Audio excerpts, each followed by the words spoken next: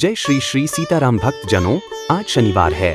कहते हैं कि यदि शनिदेव किसी पर प्रसन्न हो जाएं तो व्यक्ति को एक सेकंड में राजा से रंक और रंक से राजा बना सकते हैं। तो शनिदेव को प्रसन्न करने के लिए और उनकी कृपा से अपार धन सुख वैभव प्राप्त करने के लिए शनिदेव का ध्यान करते हुए वीडियो को पूरा सुनें। ॐ नीलाञ्जनसमाभासं रविपुत्रं यमाग्रजं छायामार्तण्डसम्भूतं तं नमामि शनैश्वरम्। ॐ नीलाञ्जनसमाभासं रविपुत्रं यमाग्रजं छायामार्तण्डसम्भूतं तं नमामि शनैश्वरम्। ॐ नीलाञ्जनसमाभासं रविपुत्रं यमाग्रजं छायामार्तण्डसम्भूतं तं नमामि शनैश्वरम्।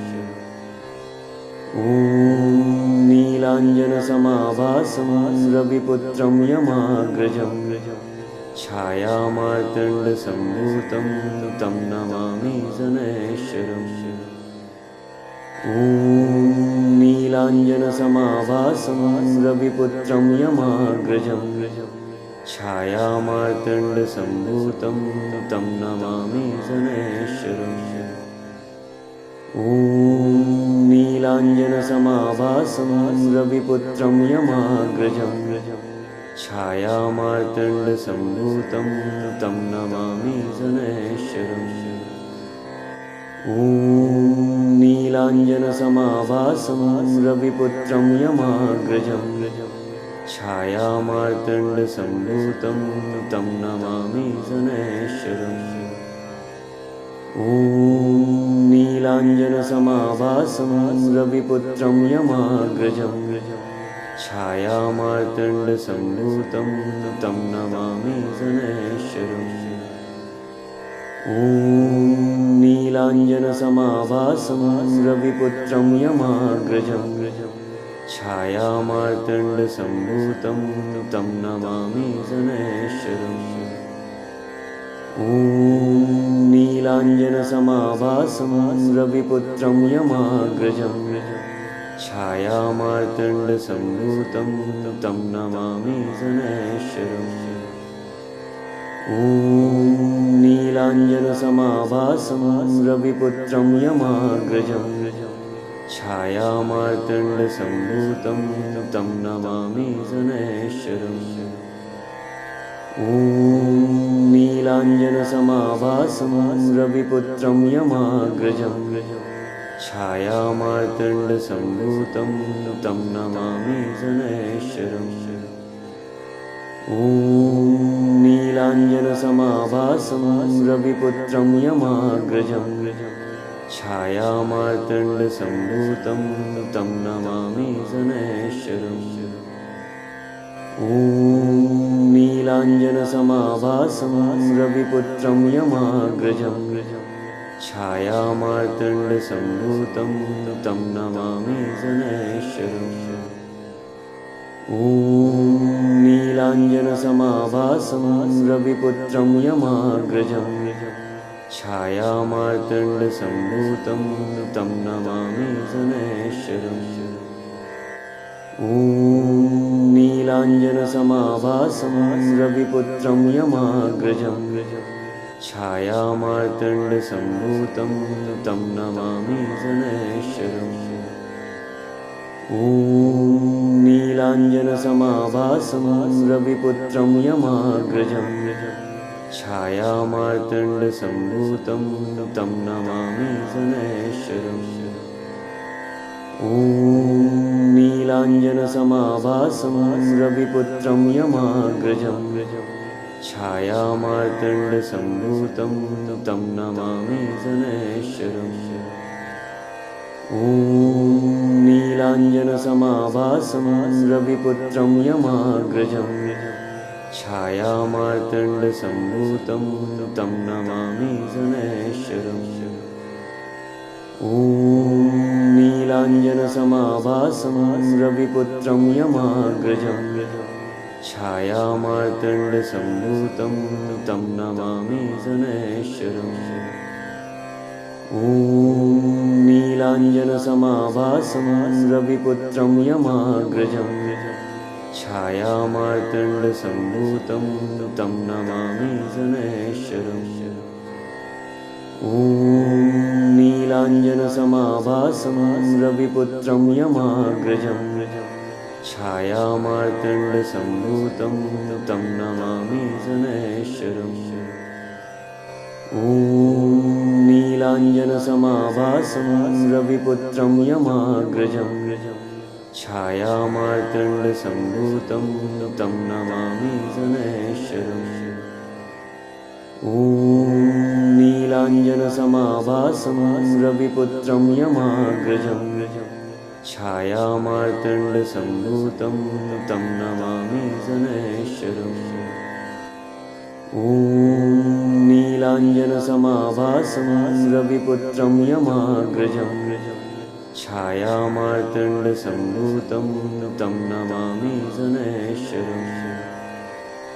ॐ नीलाञ्जनसमाभासं रविपुत्रं यमाग्रजं छायामार्तण्डसम्भूतं तं नमामि शनैश्वरम्। ॐ नीलाञ्जनसमाभासं रविपुत्रं यमाग्रजं छायामार्तण्डसम्भूतं तं नमामि शनैश्वरम्। ॐ नीलाञ्जनसमाभासं रविपुत्रं यमाग्रजं छायामार्तण्डसम्भूतं तं नमामि शनैश्वरम्। ॐ नीलाञ्जनसमाभासं रविपुत्रं यमाग्रजं छायामार्तण्डसम्भूतं तं नमामि शनैश्वरम्। ॐ नीलाञ्जनसमाभासं रविपुत्रं यमाग्रजं छायामार्तण्डसम्भूतं तं नमामि शनैश्वरम्। ॐ नीलाञ्जनसमाभासं रविपुत्रं यमाग्रजं छायामार्तण्डसम्भूतं तं नमामि शनैश्वरम्। ॐ नीलाञ्जनसमाभासं रविपुत्रं यमाग्रजं छायामार्तण्डसम्भूतं तं नमामि शनैश्वरम्।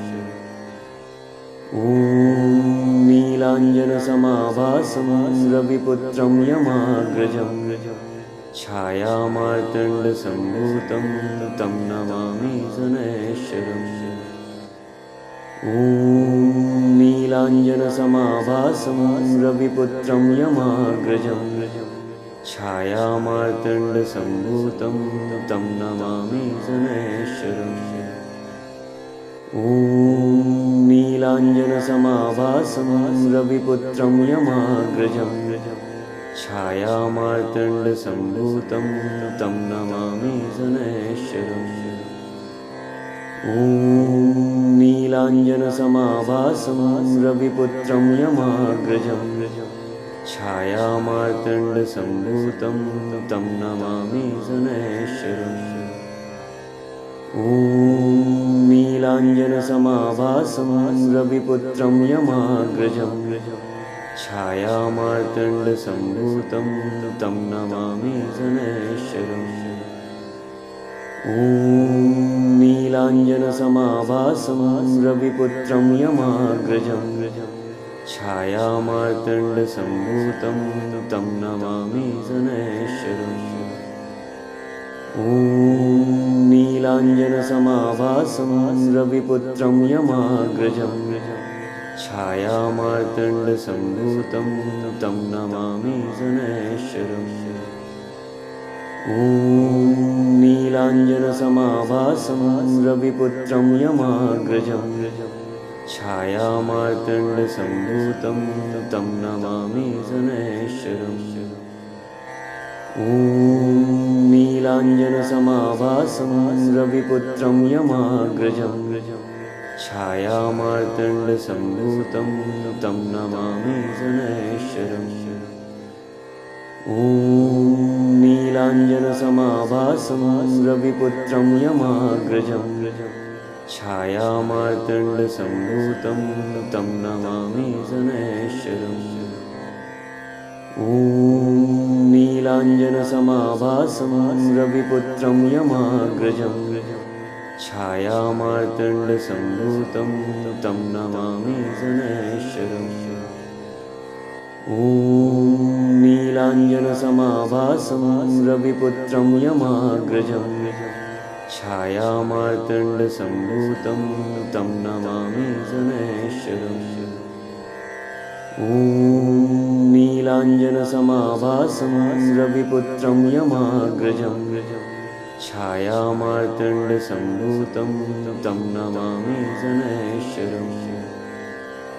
ॐ नीलाञ्जनसमाभासं रविपुत्रं यमाग्रजं छायामार्तण्डसम्भूतं तं नमामि शनैश्वरम्।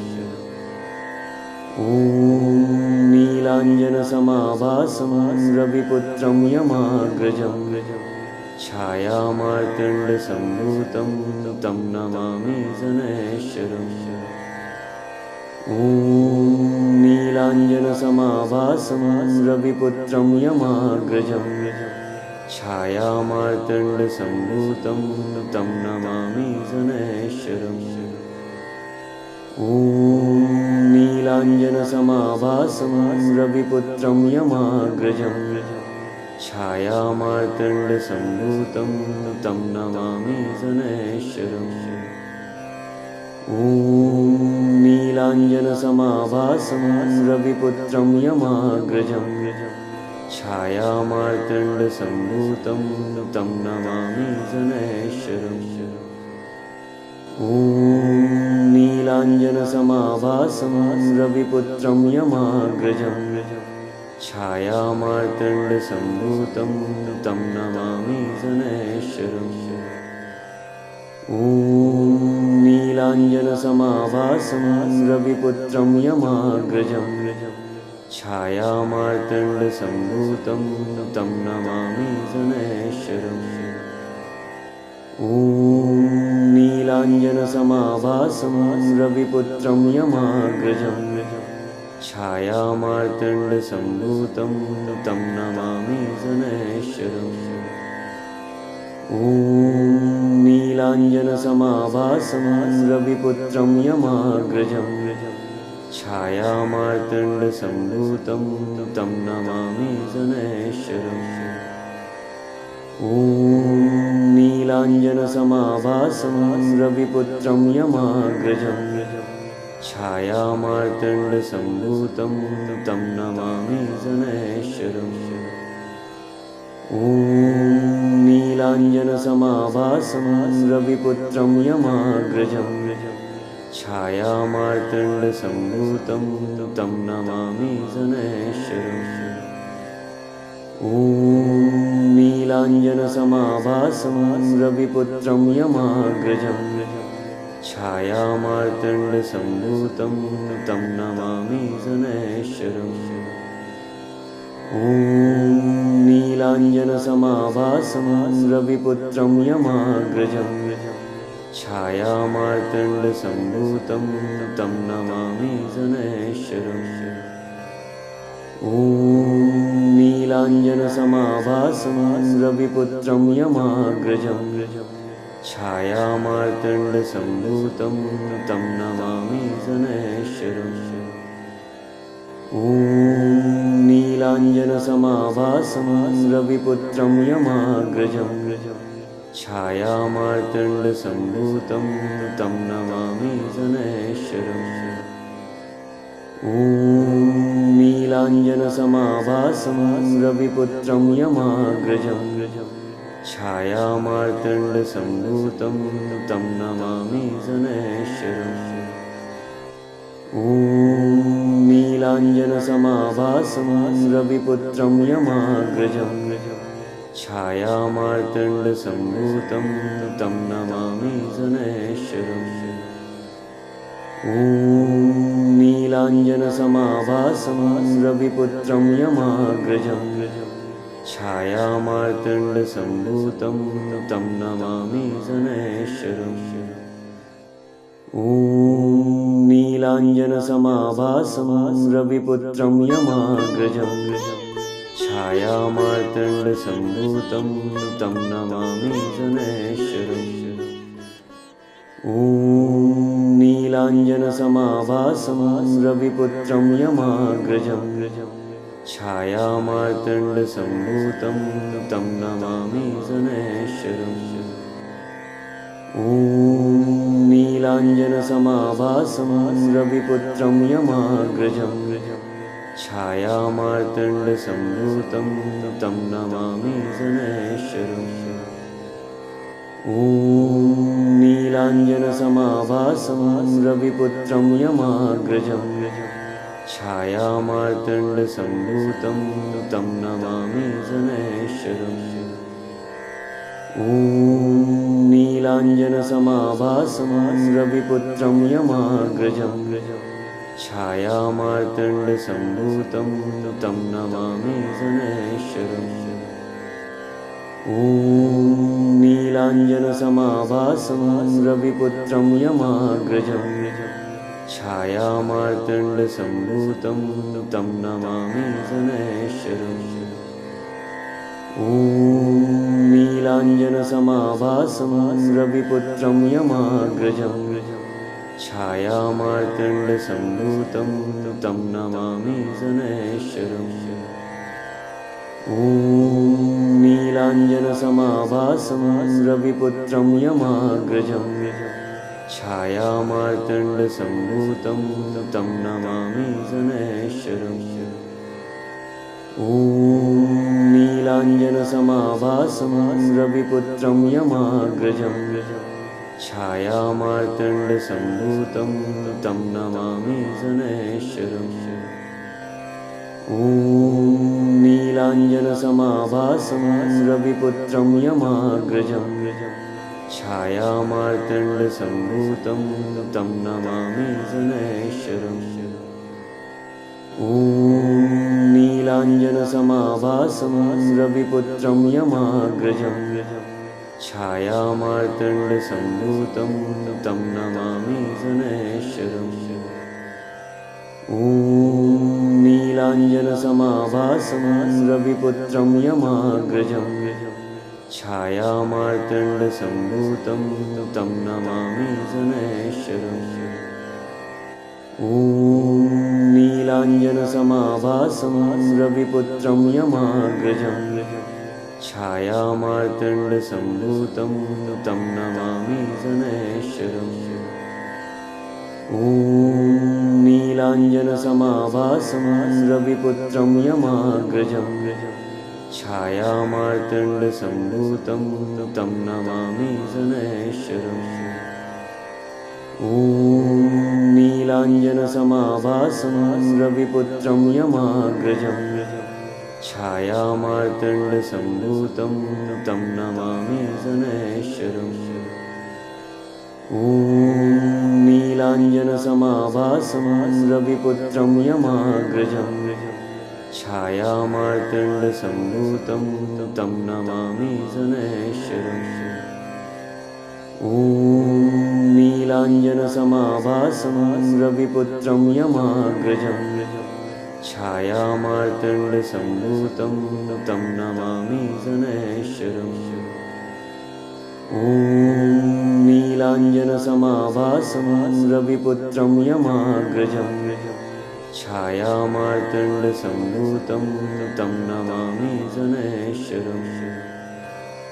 ॐ नीलाञ्जनसमाभासं रविपुत्रं यमाग्रजं छायामार्तण्डसम्भूतं तं नमामि शनैश्वरम्। ॐ नीलाञ्जनसमाभासं रविपुत्रं यमाग्रजं छायामार्तण्डसम्भूतं तं नमामि शनैश्वरम्। ॐ नीलाञ्जनसमाभासं रविपुत्रं यमाग्रजं छायामार्तण्डसम्भूतं तं नमामि शनैश्वरम्।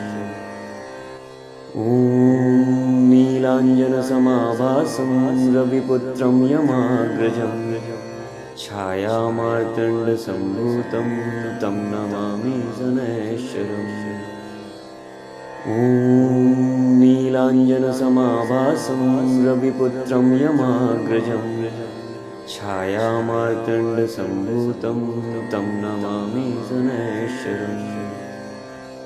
ॐ नीलाञ्जनसमाभासं रविपुत्रं यमाग्रजं छायामार्तण्डसम्भूतं तं नमामि शनैश्वरम्।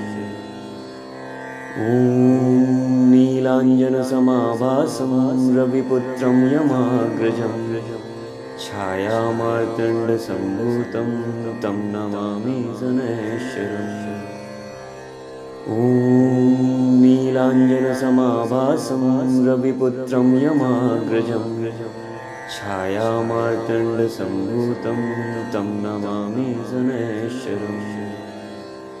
ॐ नीलाञ्जनसमाभासं रविपुत्रं यमाग्रजं छायामार्तण्डसम्भूतं तं नमामि शनैश्वरम्।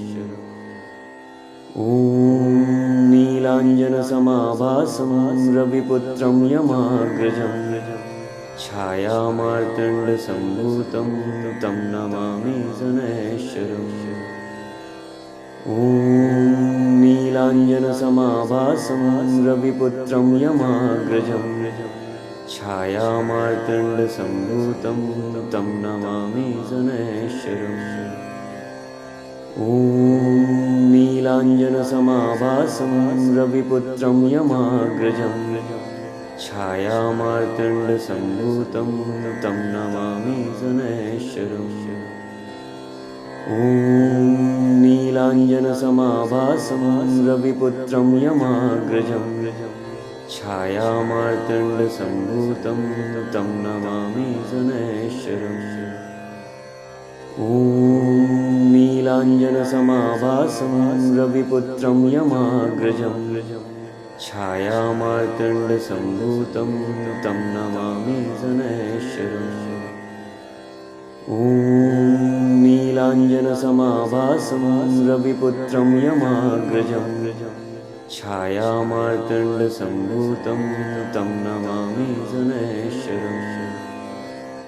ॐ नीलाञ्जनसमाभासं रविपुत्रं यमाग्रजं छायामार्तण्डसम्भूतं तं नमामि शनैश्वरम्। ॐ नीलाञ्जनसमाभासं रविपुत्रं यमाग्रजं छायामार्तण्डसम्भूतं तं नमामि शनैश्वरम्। ॐ नीलाञ्जनसमाभासं रविपुत्रं यमाग्रजं छायामार्तण्डसम्भूतं तं नमामि शनैश्वरम्। ॐ नीलाञ्जनसमाभासं रविपुत्रं यमाग्रजं छायामार्तण्डसम्भूतं तं नमामि शनैश्वरम्। ॐ नीलाञ्जनसमाभासं रविपुत्रं यमाग्रजं छायामार्तण्डसम्भूतं तं नमामि शनैश्वरम्। ॐ नीलाञ्जनसमाभासं रविपुत्रं यमाग्रजं छायामार्तण्डसम्भूतं तं नमामि शनैश्वरम्। ॐ नीलाञ्जनसमाभासं रविपुत्रं यमाग्रजं छायामार्तण्डसम्भूतं तं नमामि शनैश्वरम्। ॐ नीलाञ्जनसमाभासं रविपुत्रं यमाग्रजं छायामार्तण्डसम्भूतं तं नमामि शनैश्वरम्। ॐ नीलाञ्जनसमाभासं रविपुत्रं यमाग्रजं छायामार्तण्डसम्भूतं तं नमामि शनैश्वरम्। ॐ नीलाञ्जनसमाभासं रविपुत्रं यमाग्रजं छायामार्तण्डसम्भूतं तं नमामि शनैश्वरम्। ॐ ॐ नीलाञ्जनसमाभासं रविपुत्रं यमाग्रजं छायामार्तण्डसम्भूतं तं नमामि शनैश्वरम् ॐ नीलाञ्जनसमाभासं रविपुत्रं यमाग्रजं छायामार्तण्डसम्भूतं तं नमामि शनैश्वरम् ॐ नीलाञ्जनसमाभासं रविपुत्रं यमाग्रजं छायामार्तण्डसम्भूतं तं नमामि शनैश्वरम्